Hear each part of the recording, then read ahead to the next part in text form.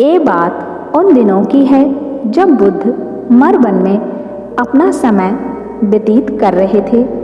इस समय तक बुद्ध की प्रसिद्धि दूर दूर तक फैल चुकी थी।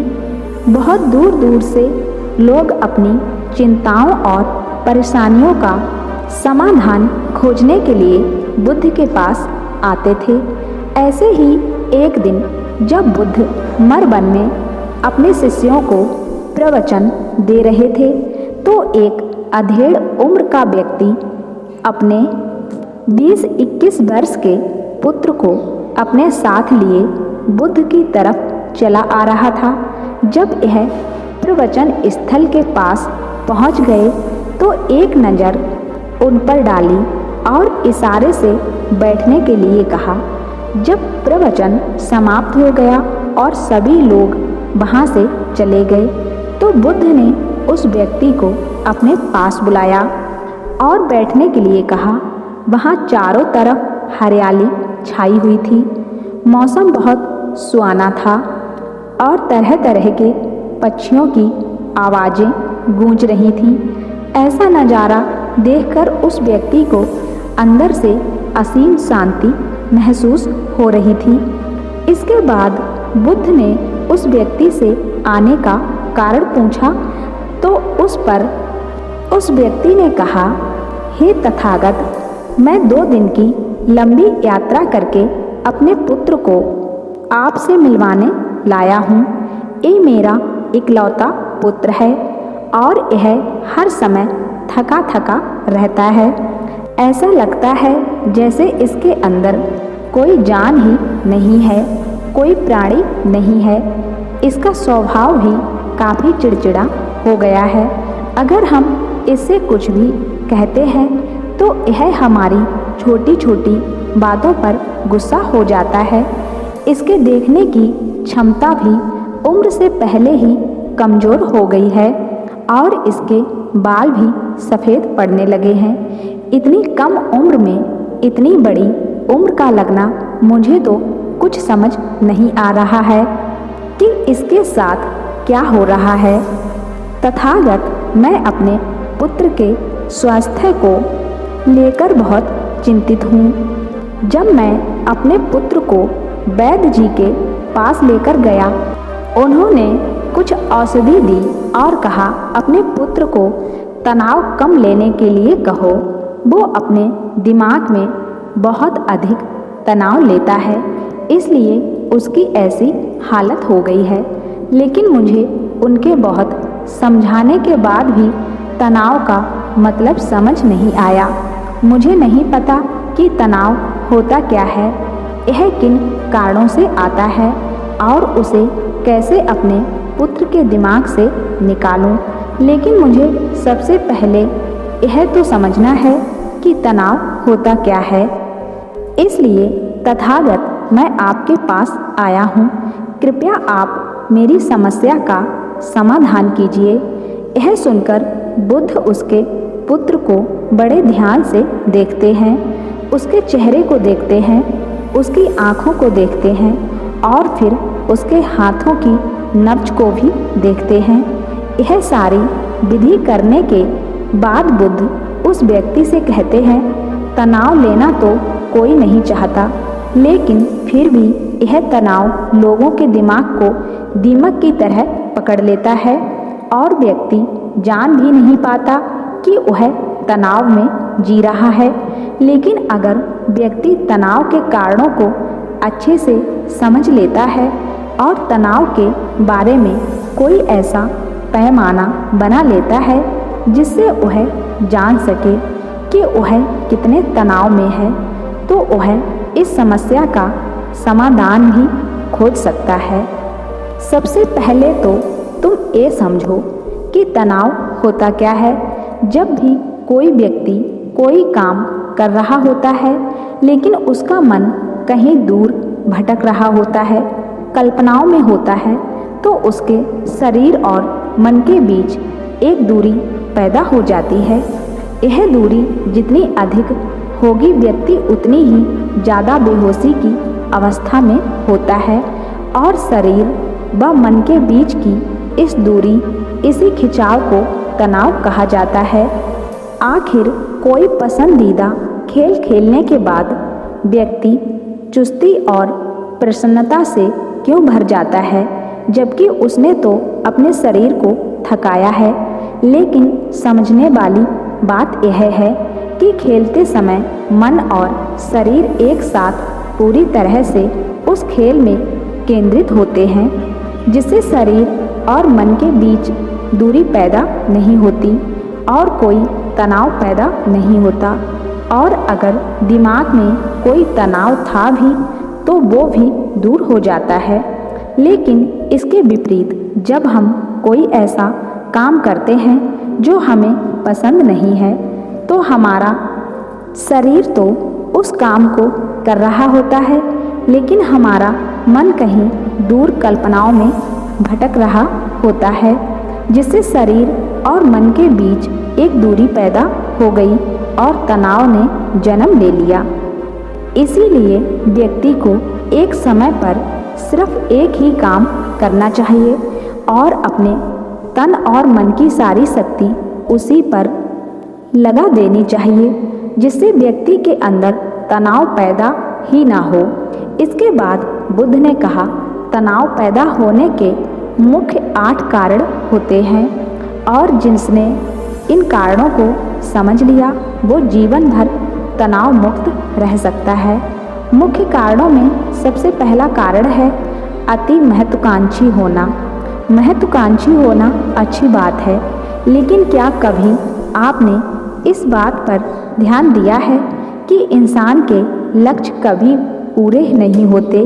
उसका एक लक्ष्य पूरा हुआ ही नहीं कि वह दूसरे की तरफ भागने लगता है, दूसरा पूरा हुआ तो तीसरे की तरफ, और इस तरीके से वो अपने लक्ष्यों को पाने के लिए जिंदगी भर गोल गोल घूमता रहता है। इसलिए जो व्यक्ति अति महत्वाकांक्षी होता है, जिसने बड़े बड़े लक्ष्य बनाए होते हैं, वह वर्तमान में कभी नहीं रह पाता। उसका मन सदैव भविष्य की योजनाएं बनाने में ही व्यस्त रहता है। उसका शरीर तो वर्तमान में रहता है, लेकिन भविष्य में ही रहता है, जिससे मन और शरीर के बीच दूरी पैदा हो जाती है और वह तनाव भरी जिंदगी जीने लगता है। बुद्ध के मुंह से यह बात सुनकर उस लड़के ने कहा, बुद्ध, तो फिर इसका मतलब है कि हमें लक्ष्य नहीं बनाने चाहिए, क्योंकि लक्ष्य बनाना भी तो महत्वाकांक्षा ही है। इस पर बुद्ध ने कहा, जीवन में लक्ष्य बनाना कोई गलत बात नहीं है, लेकिन समस्या तब उत्पन्न होती है जब वो अपना पूरा ध्यान उस लक्ष्य से मिलने वाले परिणाम पर ही लगा देते हैं और उसके परिणाम की चिंता करते रहते हैं। व्यक्ति को वर्तमान में जीना आना चाहिए। आप लक्ष्य बनाइए और उस लक्ष्य की प्राप्ति के लिए कड़ी मेहनत करिए, लेकिन साथ ही साथ आपको इस बात का भी ज्ञान होना चाहिए कि आप अभी वर्तमान में जी रहे हैं और वर्तमान ही सत्य है। बुद्ध ने आगे कहा, तनाव का दूसरा सबसे बड़ा कारण है ईर्ष्या। जब व्यक्ति ईर्ष्या और जलन से भर जाता है तो उसका मन अंदर से सड़ने लगता है। ईर्ष्या एक आंतरिक घाव है। आंतरिक घाव यानी मन का घाव। व्यक्ति के शरीर का घाव तो भर सकता है, लेकिन मन का घाव कभी नहीं भर सकता। इसलिए व्यक्ति को दूसरे की खुशी और तरक्की से कभी ईर्ष्या नहीं करनी चाहिए, क्योंकि तनाव का कारण है। इसके बाद बुद्ध ने तनाव का अगला कारण बताते हुए कहा कि आरुषिपूर्ण काम करने से भी मन में तनाव पैदा होता है। जो काम करना हमें पसंद ही नहीं है, जिसका हमें रुचि ही नहीं है, उस काम में हमारा मन नहीं लग पाएगा। हमारा शरीर तो वहीं बैठा रहेगा, लेकिन हमारा मन कल्पनाओं की उड़ान भरेगा, जिससे शरीर और मन के बीच दूरी पैदा हो जाती है और व्यक्ति तनावग्रस्त हो जाता है। इसलिए इंसान को हमेशा अपनी रुचि के अनुसार ही कार्य करना चाहिए। अगर व्यक्ति ने ये पता कर लिया कि उसे कौन सा काम करना पसंद है और वो उसी काम को अपने जीवन का लक्ष्य बना लेता है, तो फिर वो काम उसके लिए काम नहीं बल्कि खेल बन जाता है। फिर बुद्ध ने कहा, तनाव का चौथा कारण होता है किसी दूसरे से अपेक्षाएं रखना। बुद्ध ने उस व्यक्ति की ओर इशारा करते हुए कहा कि एक पिता होने के नाते तुम्हारी अपने पुत्र से बहुत सी अपेक्षाएं होंगी कि तुम्हारा पुत्र एक बहुत ही कामयाब इंसान बने, तुम्हारा नाम रोशन करे, जैसा तुम चाहते हो उस तरह का जीवन जिए, तुम्हारी हर बात माने। लेकिन क्या आज तक कभी किसी की सारी अपेक्षाएं पूरी हुई हैं? जब भी कोई व्यक्ति किसी दूसरे से कोई अपेक्षा रखने लगता है तो वो अनजाने में अपने लिए तनाव पैदा करने लगता है। जरा सोचो कि अगर तुम्हारा बेटा तुम्हारे अनुसार काम नहीं कर रहा और वो नहीं बन पा रहा जो तुम उसे बनाना चाहते हो, तो निश्चित रूप से तुम्हारे दिमाग को तनाव पकड़ लेगा। तुम तनाव से भरा जीवन जीना शुरू कर दोगे और इस तनाव के बस में आकर तुम ऐसा व्यवहार करोगे, ऐसी बातें करोगे कि तुम्हारा अपने पुत्र के साथ संबंध और भी खराब होता चला जाएगा। इसलिए व्यक्ति को जितना हो सके उतनी कम अपेक्षाएं दूसरों से रखनी चाहिए और अगर पूरी तरह से तनाव मुक्त रहना है तो दूसरों से अपेक्षा रखना ही बंद कर दो। इसके बाद बुद्ध ने कहा कि शारीरिक कष्ट भी इंसान के तनाव का कारण होता है। जब व्यक्ति किसी शारीरिक पीड़ा से गुजर रहा होता है तो उसका पूरा ध्यान बस अपने उस शारीरिक दर्द पर होता है और वो पूरे दिन बस उसी के बारे में सोचता रहता है, जिससे उसका मन दुख के विचारों से भर जाता है और ऐसी स्थिति में व्यक्ति तनावग्रस्त रहने लगता है। यह सुनकर उस व्यक्ति ने कहा कि हे बुद्ध, शारीरिक दुख तो किसी भी व्यक्ति को हो सकता है, तो फिर क्या हुआ, व्यक्ति जीवन भर तनाव में ही जिएगा। इसका जवाब देते हुए बुद्ध ने कहा कि इंसान को ये बात समझनी चाहिए कि हमारा जीवन दुखों का आधार है। जैसे जैसे हमारा जीवन आगे बढ़ता है इसमें दुख आते हैं, बीमारियां आती हैं और फिर अंत में मृत्यु भी आती है।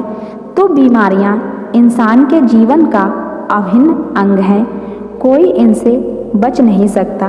बस किसी के जीवन में ये समय से पहले आ जाती हैं तो किसी के बाद में। जब इंसान का मन इस बात को अच्छे से समझ लेगा तो फिर वह अपनी बीमारी के बारे में सोच कर ज़्यादा तनाव नहीं लेगा, क्योंकि यह हमारे जीवन का अभिन्न हिस्सा है और इसके लिए व्यक्ति को शारीरिक रूप से भी अभ्यास करते रहना चाहिए।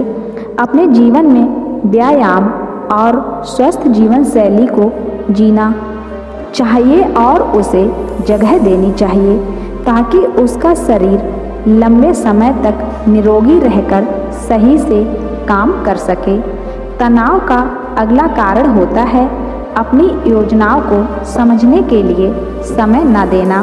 कुछ लोगों के दिमाग में कोई विचार आया ही नहीं कि वो बिना सोचे समझे उस पर काम करना शुरू कर देते हैं और जब उस काम में उन्हें असफलता मिलती है तो वह तनाव से भर जाते हैं, क्योंकि उन्होंने उस काम को शुरू करने से पहले उसके बारे में पूरी जानकारी इकट्ठा नहीं की थी। इंसान को कोई भी काम शुरू करने से पहले उसके अच्छे और बुरे परिणामों के बारे में ठीक से सोच विचार कर लेना चाहिए।